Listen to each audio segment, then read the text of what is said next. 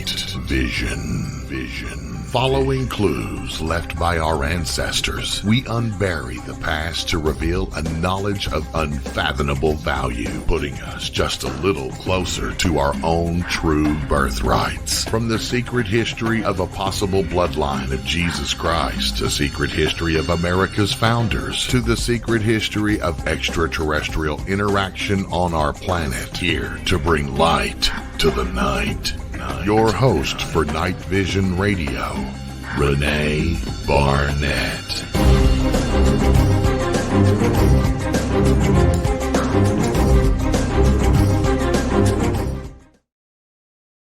Hi, everybody. Welcome to Night Vision. So glad that you could join us this evening. And I'm not going to waste much time here. I'm going to get right into it.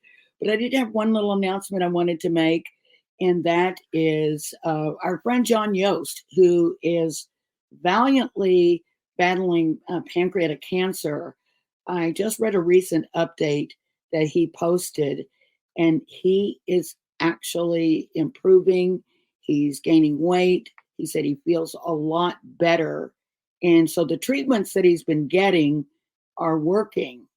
The problem is, he's spent every penny that he had. I think he spent about $300,000 so far on treatments, and he's out of money.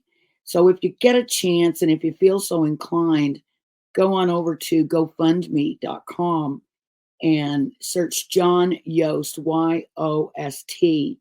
And if you can, send him a message of encouragement and a dollar or two if you can afford it, and say a little prayer for John, because he's really fighting a battle. I mean, I don't know if everyone knows that pancreatic cancer is about the hardest one. So he's doing really well, though. So that's a really good sign. But anyhow, best of luck to you, John, and get well, or keep getting well, I should say. But I'm not going to waste any more time at all, because I'm really excited, because guess who's back? Yay! It's James Martin, our historian, but he's been so busy on the road. He was dealing with some health problems. He had a birthday, he had Christmas. I mean, but he's been traveling a lot. So I've hardly been able to catch up with him. So I did wrangle him, and I do mean wrangle him, to meet up with me to get this show going for you guys. So, hey, James. Hi, everyone. I hope you're well. Long time no see. Don't be such a stranger. Well, it's difficult to do radio shows when you're in the in the cab of your car, sort of on your phone. Although I have seen that done. Well, I've seen it done, and that's exactly why I haven't done that. Yeah. Many recordings have been done in cars, but they're not the greatest quality. But no, I did see one done while someone was driving, and I thought, whoa, that's perhaps not. Well, we've been talking a lot because we're getting ready to lead a group over in southern France around Easter time. And I'm really excited to get over there with everyone and show them all the sites in the area, or at least as many as we can cram into 1 week. And also some of the discoveries that you've made while spending so much time on the ground there and following documents and things that you found in various archives, and actually following them out to physical places and identifying these structures that no one even knows about. So it's going to be a lot of fun. And, fortunately or unfortunately, we're all booked up for the spring tour, but we are going to do another one in the fall.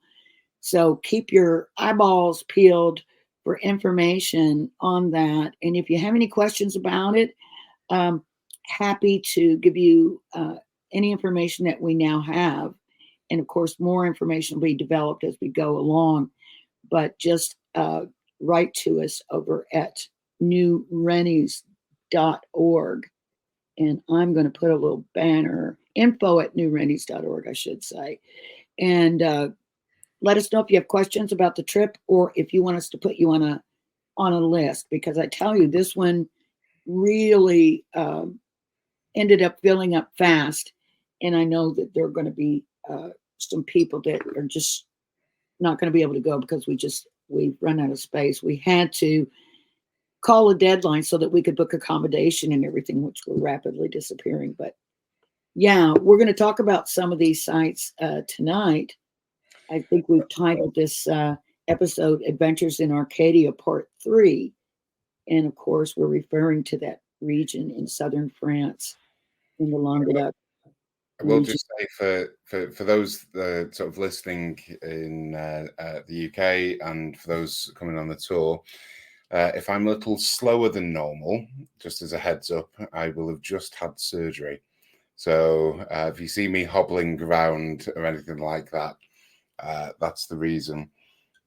Oh, we're going to get one of those chairs, and carry you around. Even better. Do we get grapes and fruit and all of that? Exactly. The fan.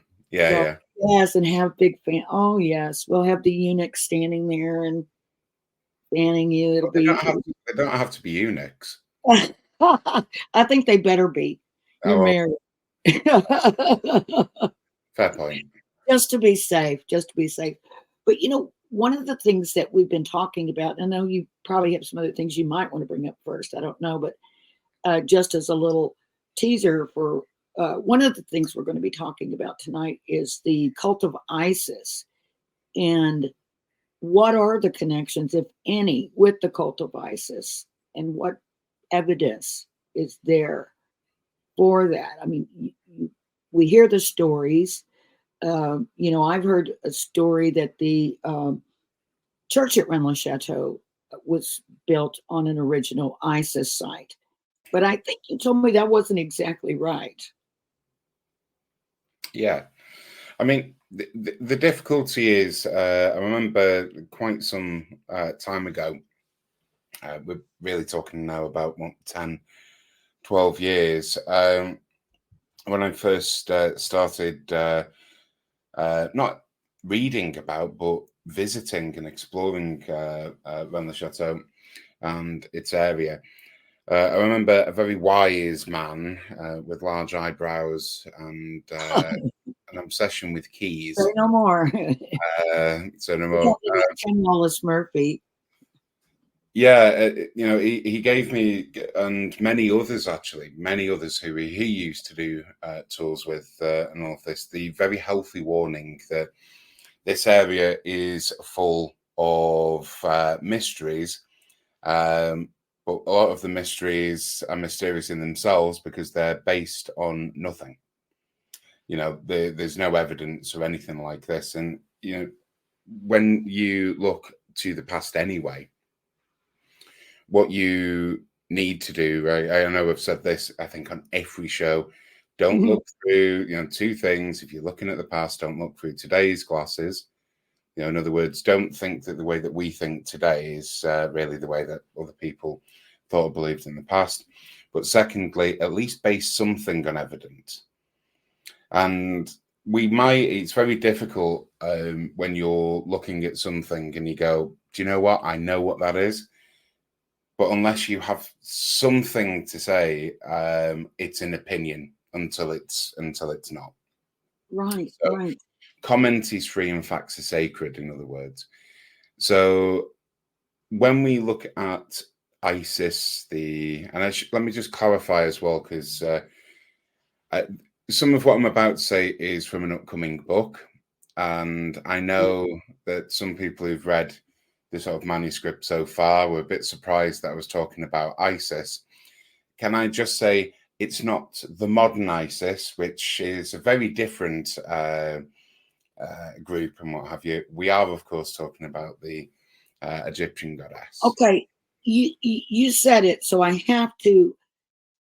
When that group became well known, the ISIS, Islamic State, and we started using that acronym or whatever it is, calling it ISIS. Of course, I noticed President Obama didn't. He called it, I forgot what the actual name. Daesh. Yeah. And yes. And I wondered whether or not, I mean, now this is conspiratorial, I know, but I wondered whether or not they named it that on purpose to sort of discredit the feminine line or the feminine thing, the idea of, I hate to sound cliche, but the divine feminine, and that there might have been, a sort of order of succession of priestesses. Do you think that? I mean, I don't know if anybody was thinking that way, but I just thought, gosh, kind of besmirches the name of ISIS, and I think it's one of those. There's a very unpopular inventor in Britain called James Dyson. right, He's not particularly vacuum well. cleaner. He's not particularly well liked for essentially leaving Britain and getting rid of workers and all of the rest of it, and some of the things that happened during the COVID lockdown period. But Oh, he's eternally cursed because his product, the Dyson, is still colloquially referred to as a Hoover. So right. it's not uncommon to hear people saying, "I'm going to Hoover up Yeah, yeah, with a yeah. Dyson." I'm And not Hoover Dyson. No. is an older product, blah blah blah. So I think familiarity with a term is one of the things that you remember things because you'll go, "Oh, ISIS." I mean, when I think of ISIS, I always think of the Egyptian goddess. I tend not Right. to think of the the modern group. Yeah. So I think that's, for me, that's what the reason it was used and all of this.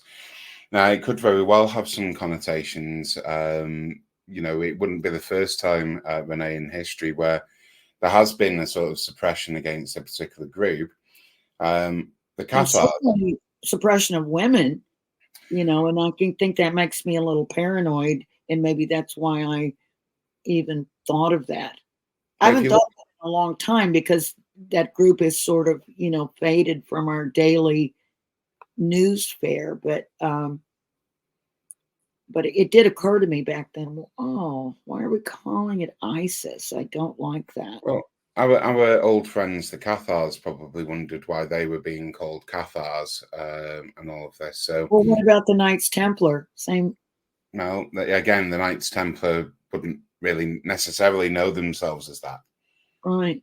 The poor Knights of Christ, yes, Knights Templar, they probably got it, but would be, to Do give you them think their it was a term that was used in their lifetimes? That did anyone refer to them as the Knights Templar or the Knights of the Temple and the Cross or anything like that? I think the name became a little bit more understood, but for them, they were the poor Knights of Christ of the Temple of Solomon in Jerusalem, to give them their full title. So the Templar bit obviously comes from the Temple of Solomon. So yeah, I think if you were They'd be to, heroes if they weren't even rich. well, yeah, quite. Maybe they didn't find anything, We which only admire billionaires these days. They're yeah, the ones that are. maybe Oh, they didn't. Maybe they didn't find any treasure in the Temple of Solomon, which is why they were poor knights. but there is the oath of poverty that they did take, and as those graves that we have come across, uh, no marking stone, no name. I don't know if there would ever be a way today of identifying them unless you could get DNA and then found a family member or something in the. Assuming that they were buried. Quite a lot of these slabs are quite simply memorial slabs. Oh, There's a sort of mixture of cremation and burial. And bear in mind where you see a lot of these. So just to describe Preference, very, very austere grave slabs, often with a sword rested upon it. You know, and the sword is sort of rested on the stone, and then a carving on the outline of the sword, and that's really all you find. You might also find a And they're buried. If they are buried, they're buried with nothing. yeah, I mean, you might find a depiction of a skull, and I'm sure we'll come on to this, maybe a pentagram. Certainly, that's relatively common in France and some parts of Spain for Templar burials. But yeah, the idea is that in death, you live a life of poverty as you should have in life. It's not about remembering you, because that's vanity in this way. You know, it's about piety instead. We know that not all of the members of the order, and I'm on about the knights. Remember, again, when we talk about the Templars, we're talking about everyone, including the farmers The whole and all this. community. Yeah. So when we're talking about the knights, well, yeah, some of them did have the name. You know, William Marshall, for example, has quite an ornate. Don't be name dropping your relatives. Well, sorry about that. But yeah, so you see this sort of idea that you're meant to be austere, and it's a shame really, because if someone has been buried, for example, if you're a Templar in the north of England, dependent upon the surface conditions, you know, if you're in a graveyard that has quite an alkaline, um, the word I'm looking for, chemistry, then it might preserve you. But equally, if you're in a different environment, you know, they could be corrosive to the wood that you might be buried in. And sometimes, you know, if you weren't buried in a coffin, you might just be buried in a sort of shroud or something like this. Right. It really depends upon what has happened to your body after you've passed. But some of the conditions can get rid and make it exceptionally difficult and break down the DNA for testing. Now, there are some other things that you can do. So I mentioned last time we were on the show that there was a finding in the UK where there was, you know, several Templar shrouds found, you know, and bodies were tested and all of this. You can extract things from teeth. You know, it's not impossible. Oh yeah, from the inside, inside the tooth. And so if there's a skull, sometimes in the thicker part of the skull, they can go inside and extract a little DNA. Oh, I mean, it's not just DNA. I mean, you can tell if there's a graphic description as to how someone passed. You can look at peri and post-mortem wounds and all of this. In other words, did the person die of the wound? Did the wound heal? You know, was the wound the thing that caused? So we know, for example, with the body of Richard III, pretty much straight away, it was clear it was Richard III, because the body in the car park, you know, underneath the R sign for reserved, very strange, crazy circumstances, but you could tell relatively quickly that that was the body of Richard. And tell me how could you tell right away? Well, curvature of the spine for one. I'm not a Richard III expert or anything, but I believe the way he was slain, there was a slice through, I think, one of his shoulder blades or perhaps his spine or something. So you can see, well, this is what the record said. The records show that he had those injuries. Yeah. So you can then look at this, or, you know, there's some injury. You can look at facial descriptions as well to see if there's any deformities within the skull, etc., etc. And you go, right, that this is likely to be. Were there items in there that might also denote someone of high standing? Well, that's the other thing that you can look for. So if the answer is yes, you know, someone has been buried with some regality, some robe, perhaps some ceremonial swords, quite common. These are swords that haven't been sharpened or anything like this. They really are for ceremony. You can take two things. One, the grave wasn't well known because those items would have been robbed, stolen, that kind of stuff. Or there might be an exceptional circumstance.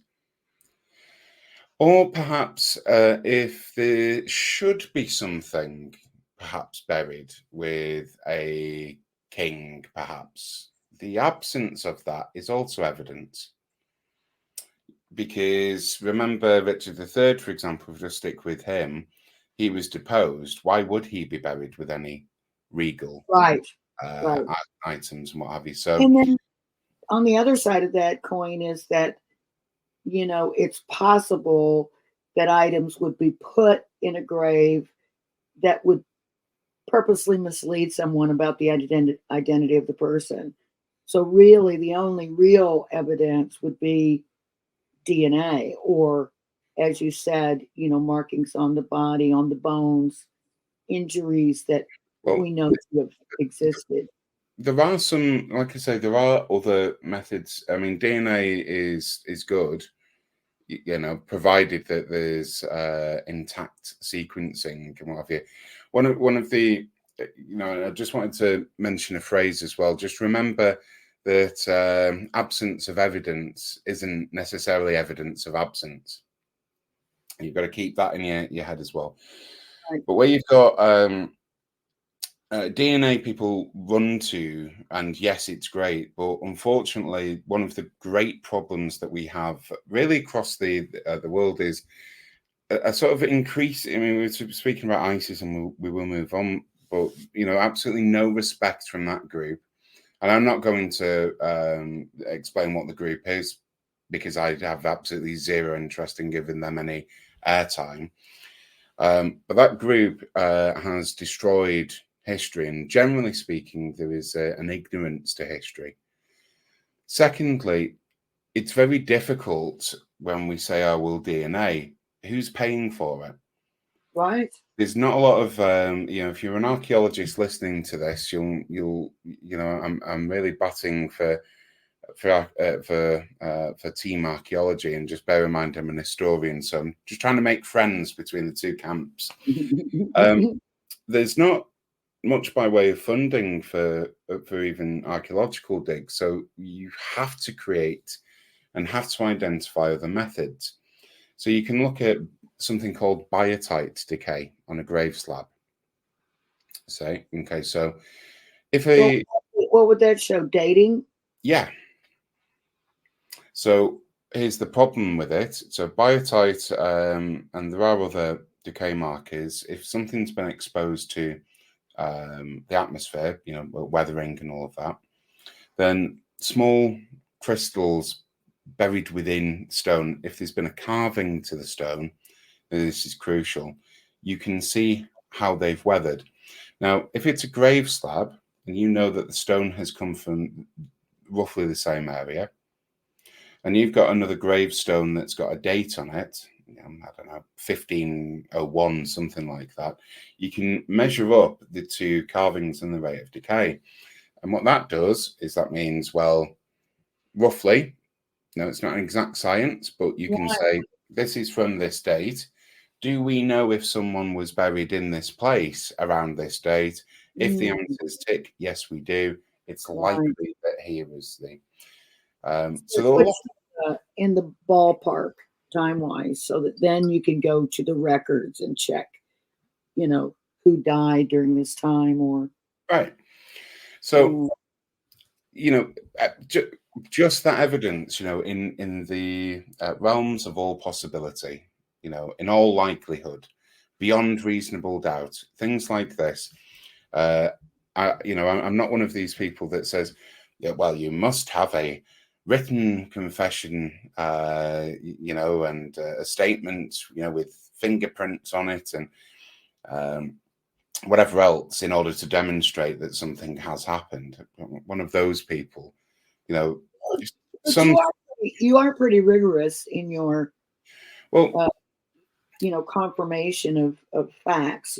For instance, with your Templar map, your interactive Templar map. I know you're very careful not to uh, identify something that has not been uh, confirmed, or if you do, you say that. So I think you do, you know, are pretty rigorous about the way you go about confirming. But there are some, especially if you're proposing something that goes against the historical narrative, Oh yeah, you better there, have your there ducks are up. some people out there who, no matter how much evidence you provide, it's not enough. Mm. And that's one of the things. So if we come back to the Rennes Chateau stuff and the Temple of Isis, I haven't got anything. I don't even have the biotite. I don't even have, tree rings, just anything, just something to explore. I don't have it. And in fact, looking around the chateau, I think, certainly reading, and I'm always interested in reading different people's uh, opinions sometimes, but, their thoughts. But there isn't much by way of any evidence of any real Roman activity up there. Maybe a watchtower, something like this. There is a village on a hilltop next to around Right. the chateau called Custosa these days, or Custodianum, prison place really, Mm. is what that means, roughly. I think in the grand total, I think there's something like 3 Roman coins, and I'm talking about pennies, that have been Right. dropped on the floor. Um, found a RLC, so it's not evidence. If you bear in mind, there's often some sort of sacrifice or donation or something like that. If it's not there, and I'm not suggesting there couldn't be something up there. I'm just Right. saying at this moment in time, there's We no don't have. money. There's no money for archaeology, Yeah. and what little has been found doesn't fit with a temple. Yeah. And also what little that's been found has been sort of morphed into something else over time. It's and now who even knows what the real story is? Because everything's been uh, sort of fictionalized, and so it's a It bunch of fiction and myths. But there are things in it, that you have to dig for it though, and it's very confusing. But yeah. in terms of the cult of Isis business in that area, not just Rennes Chateau, but the surrounding area there, what have you heard anything, or have you come across anything? Like, for instance, there's this very well known feature there that has always, or not always, but in modern times been referred to as the devil's armchair. And it seemed to have some kind of uh, special significance. Uh, there was, I know when we were doing Bloodline and we, met with with Nick Haywood, who's, purported to be representing the Priory of Zion.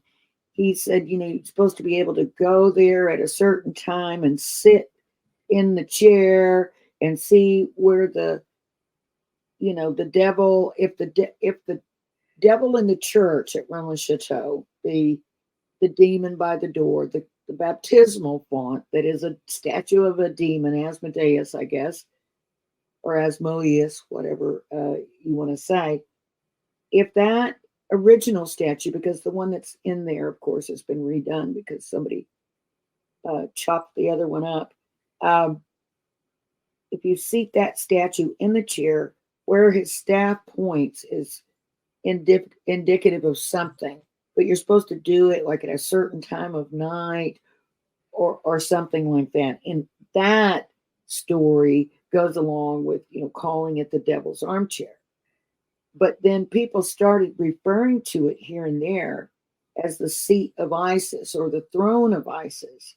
And I wonder if that was just, sort of a romanticized way of looking at this place, or could there been some, at least, preliminary dating been done, and it dated back to some time that might have referred to something regarding the cult of Isis?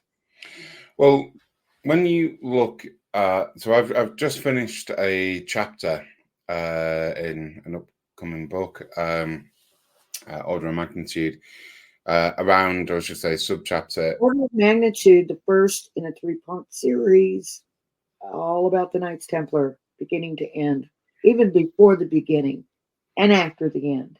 Well, because it's me, it started in Rome. Yes, exactly. So that puts you off there, isn't it? You'll figure it out when you read it, because I couldn't figure out why it would be starting in Rome, but I read it, so I know. Yeah, so we were at a site actually not long ago. It wasn't in. It was in summertime. It wasn't in fall, but I know that's something that might have happened when we were there. Sorry about that. I just had to get that in. Never mind. Whatever.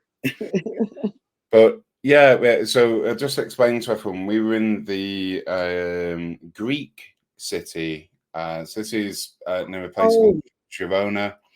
There's a Greek and Roman site at this place. Girona's in Catalonia in Spain. And perhaps not everyone is aware that the Greeks were colonizing, the ancient Greeks, this is. I'm not on about, sort of Phil the Greek who's, sailing from Athens today kind of thing. But they sort of various colonies. For example, the city of Nice comes from Nike. That was a Greek colony. You had a place called Marseille. And we and many others would be here all day. But there was a large Greek influence in the area, and including on the coast of what we call the Languedoc, and then into Spain, as I say. And you were stood in Empurias, as it's known today, Empurion, literally the sort of market town, roughly what it means. And yeah, we stood in a temple to Isis. So,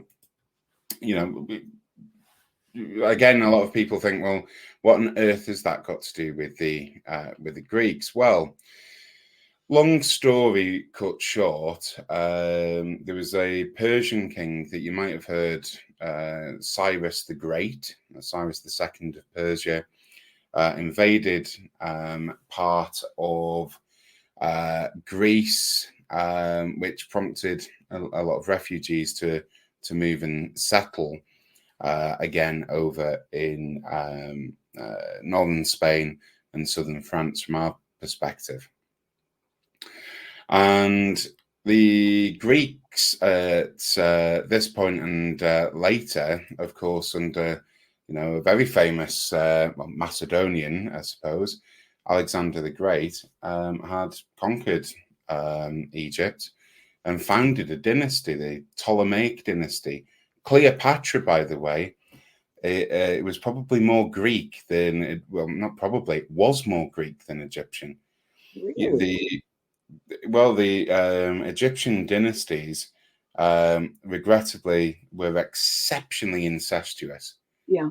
They married each other's brothers. So you see on the coins, there's lots of deformities, very large, swollen necks. I'm just fat, by the way. Don't we messed in my family. Don't be looking at anything, but my neck either. I'm getting conscious, but yes. So you've got there's this sort of incestuous idea. So they came from Ptolemy, who was one of Alexander's generals, who ended up after the death of Alexander the Great looking after Egypt. So it was Greek. You know, I've got to be blunt about it. And that's something that, again, people perhaps don't understand. Right. Right. So, of course, if you have this entire world, this entire Eastern world, the Egyptian, look, Alexander the Great's empire stemmed from Greece to India.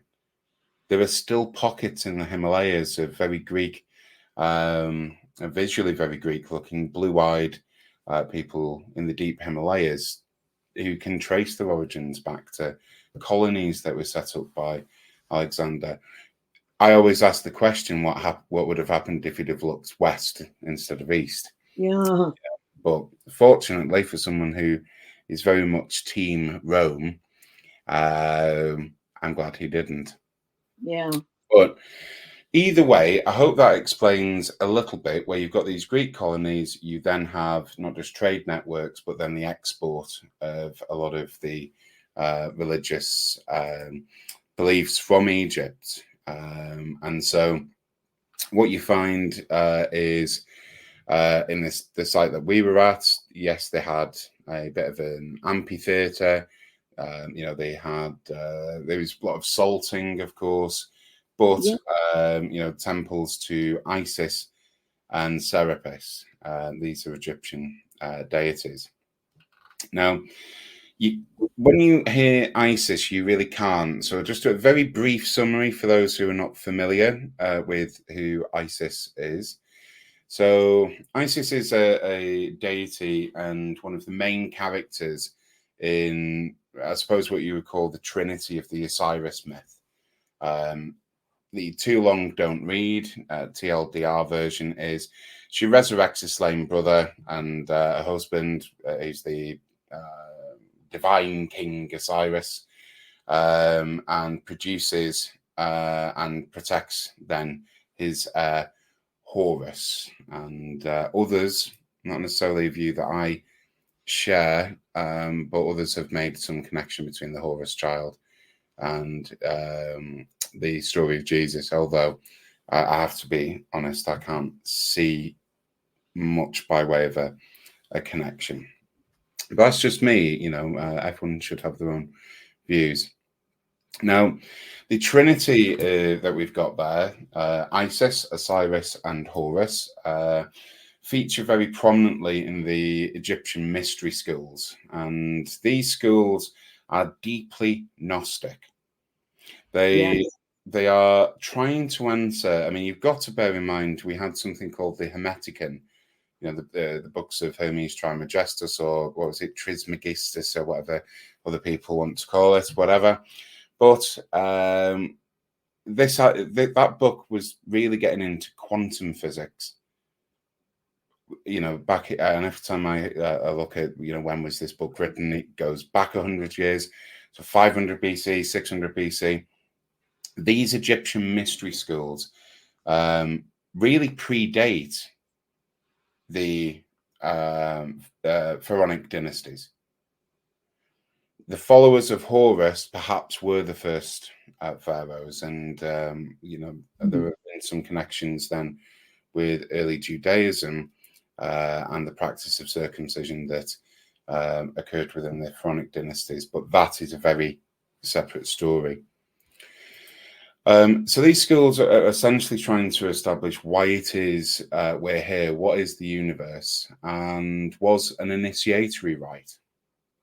In other words, you progressed in your knowledge of understanding based upon initiatory practices.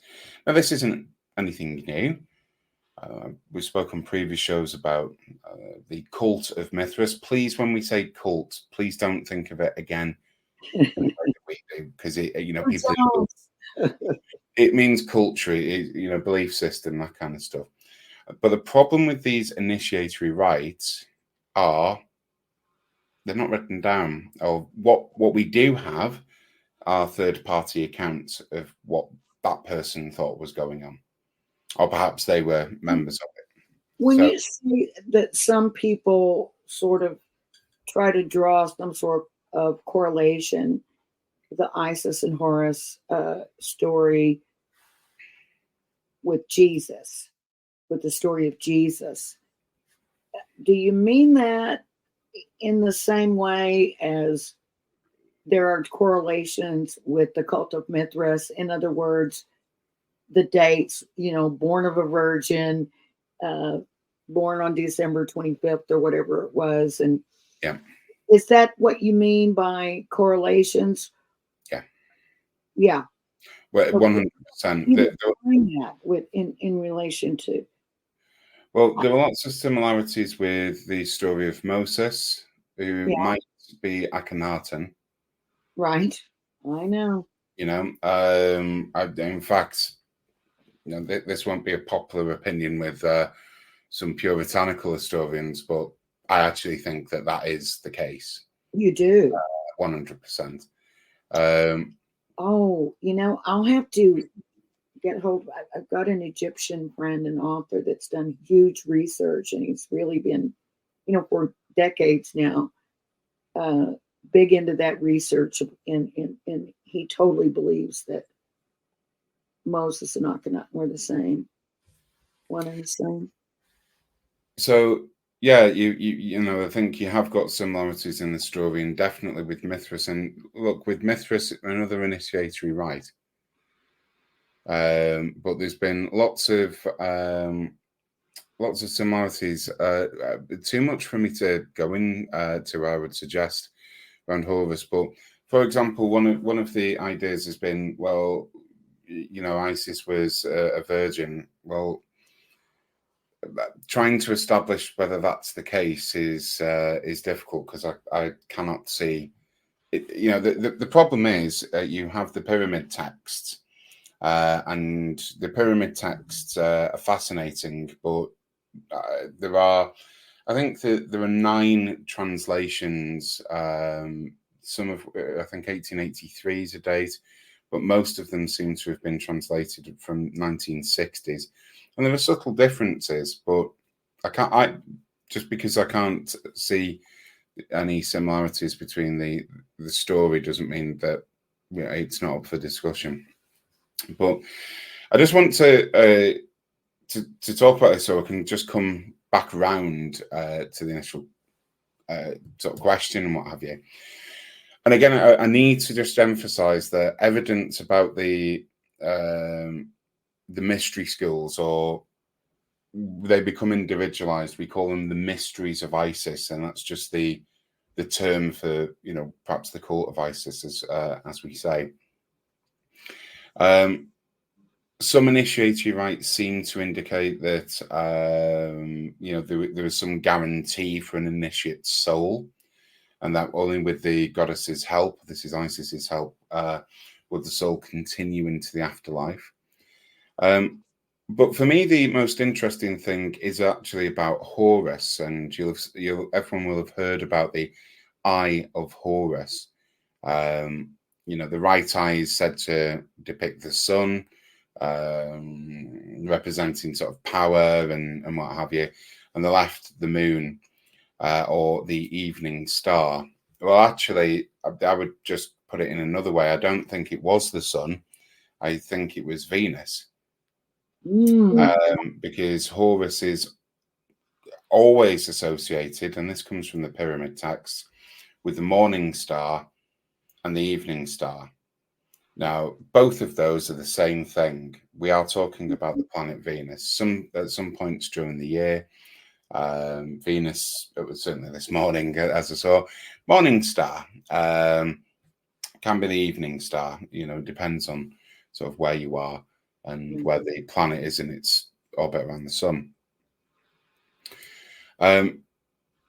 The reason this is of note for me is because what you then end up looking at is some of the relationships with the later Knights Templar. But just before I move on to this, to answer your question directly about the Temple of Isis and all of this, I cannot emphasize to everyone just how widespread this is. This Egyptian belief. In Roman London, there was a temple to Isis. In Roman Paris, there was a temple to Isis. In Madrid, a temple to Isis. This isn't a small sort of, oh, shh, there's a temple Yeah, to Isis over there, is there? No. This is widespread. right. This is the Hellenic world, the Egyptian world come to visit Europe on a large scale. So I can't, and it would be unusual to rule out a temple to Isis in the Rennes-le-Chateau area, but I think there's a better place for it. Where? Alet Laban or Oh, Pagus Hallett. Electensis or Ren Laban. Rennes-le-Ban. Yeah, there's something at Rennes-le-Ban that is just hasn't been quite deciphered yet or discovered. I don't know why I say that, but I just feel like, and there are a lot of references in old documents and things to Rennes-le-Ban, and a lot of people going to visit. And I know it was a wonderful spa and all that, but I still feel like there was something else there that we just haven't quite. But again, that. the problem is what I call reactive history. Most archaeological discoveries are not made by archaeologists. Right. They're made by, and I don't like the word amateurs either. They're made by people who have an interest, who will go and dig and all the rest of it. Sometimes they're discovered by accident. Right. By a worker who's digging it well, or whatever. But where that there's something, I don't know, like a Roman spa town, you would expect for there to be a detachment of archaeologists exploring and understanding the past. And unfortunately, that's what I'm saying, where there's no money. Yeah. So we react. Oh, we found this, and quite often, and unfortunately, people will just keep it and then build a myth about what they've got on the shelf. Right. Or it ends up, in being analysed by some, curator somewhere. He'll give a 5-minute look at it and say, "Oh, that's what it was." And that's a shame, really, because that's our history. And by the way, history's free. Yeah. That is ours. It's not some academic who's got the answer. It's ours to own and share. And but it's a shame. But yeah, where you see again these initiatory rites, you then end up with some intriguing things. If you talk about Venus and the Templars, and unfortunately I don't think I've got the time to go into this, but I will just say in summary, there are cycles of the orbit of Venus. So Earth and Venus are in what's called an orbital resonance. This is for every 13 orbits, roughly, of Venus around the Sun, we orbit 8 times. And the way that Venus looks in the, to an observer, if you look down at Earth, you see the Sun going round. Doesn't actually work like that, obviously. And then you'll see Venus sort of go around and then loop back on itself on a cycle. 8 years, 5 times. And if you were to draw that, you would end up drawing ultimately a pentagram, sometimes known as the lobes of Venus, because they look like little air lobes, the way that it looped around, or the rose of Venus, etc. Could that be the as above, so below? Quite well, possibly. I would suggest it's one of the origins of the pentagram. Right. Not necessarily as a shape, but certainly in terms of its belief. And it's nothing to be, there's nothing sinister about it. The only sinister relationship with the pentagram doesn't come until the Victorian period. But practically, here's a question. You're in the medieval period and before, okay? Or, you're in the Roman period, or, in the Dark Ages, as they're called, or whatever. How do you know what today's date is?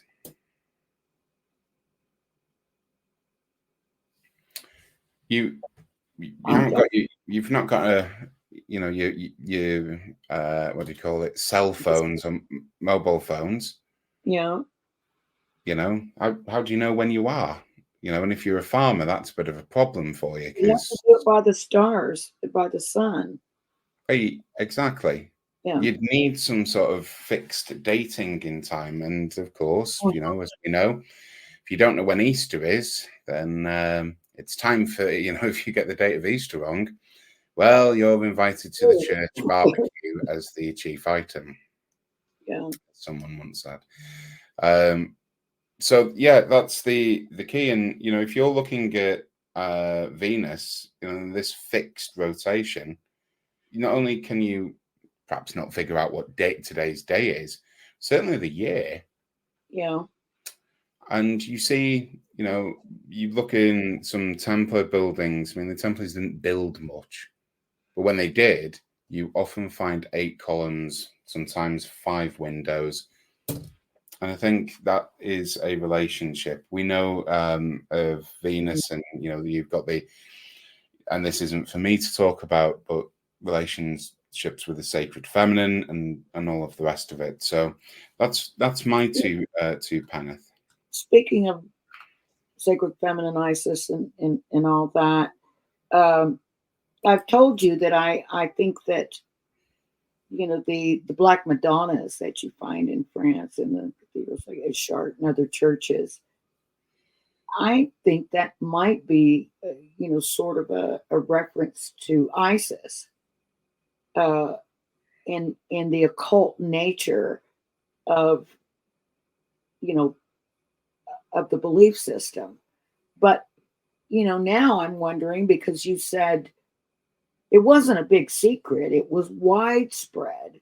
So why would the Madonnas, why would they have to refer to it in an occult way? Well, maybe because it's in a Christian church.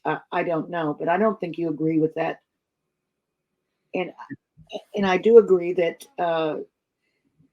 she probably would have been dark skinned, but I think that the Black Madonna might have been referencing something else, or maybe that's just what people said in order not to acknowledge the dark skin. I think that with the Black Madonnas, I mean, let's look. There was certainly some things that had to go underground. 100%, we know this.